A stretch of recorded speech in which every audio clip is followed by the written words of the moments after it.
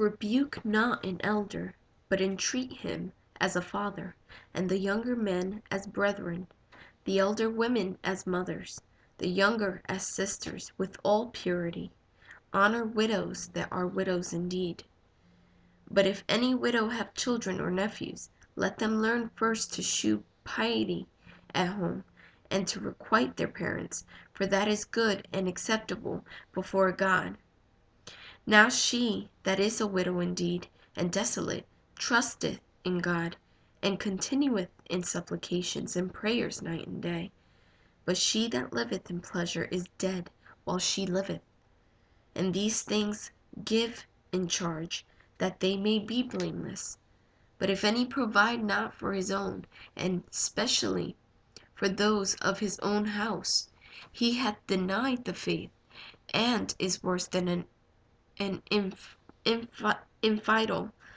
Let not a widow be taken into the number under the 80 old, having been the wife of one man, well reported of for good works, if she have brought up children, if she have lodged strangers, if she have washed the saints' feet, if she have relieved the afflicted, if she have diligently followed every good work. But the younger widows refuse, for when they have begun to wax wanton against Christ, they will marry, having damnation because they have cast off their first faith. And withal they learn to be idle, wandering about from house to house, and not only idle, but tattlers also, and busybodies, speaking things which they ought not.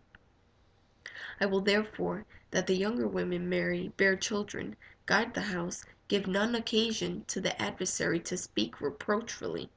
For some are already turned aside after Satan. If any man or woman that believeth have widows, let them relieve them, and let not the church be charged, that it may relieve them that are widows indeed.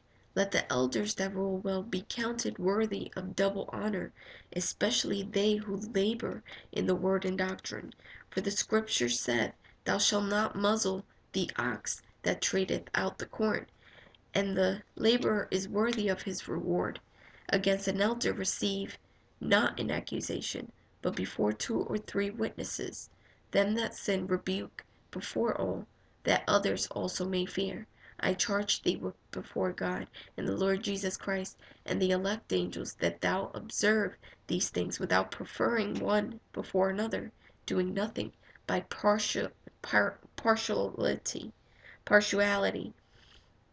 Lay hands suddenly on no man, neither be partaker of other men's sins. Keep thyself pure. Drink no longer water, but use a little wine for thy stomach's sake, and thine often infirmities.